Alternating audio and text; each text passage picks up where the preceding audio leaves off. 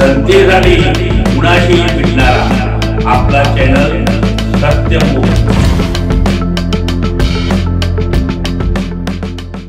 कोल्हापूर बागडी समाजाच्या निवडी जाहीर झाल्या असून कोल्हापूर बागडी समाजाच्या अध्यक्षपदी राजेंद्र नरसिंगे, उपाध्यक्ष संतोष सूर्यवंशी यांची निवड करण्यात आली। कोल्हापूर जिल्हा बागडी समाज संघटना सुकाणू कमिटीची बैठक नुकतीच पार पडली। यामध्ये राजेंद्र लक्ष्मण नरसिंगे यांची कोल्हापूर शहर बागडी समाज संघटनेच्या अध्यक्षपदी निवड करण्यात आली आहे, तर उपाध्यक्षपदी संतोष सूर्यवंशी यांची निवड करण्यात आली।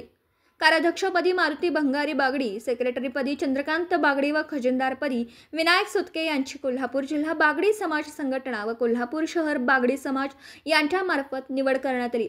या प्रसंगी कोल्हापूर जिल्हा बागडी समाजाचे अध्यक्ष गणपतराव बागडी, संचालक राजाराम बापू गणाचारी, मारुती सासने, राजू बागडी, आंबेवाडी माजी सरपंच व इतर कोल्हापूर शहर संघटनेचे पदाधिकारी, संचालक उपस्थित होते।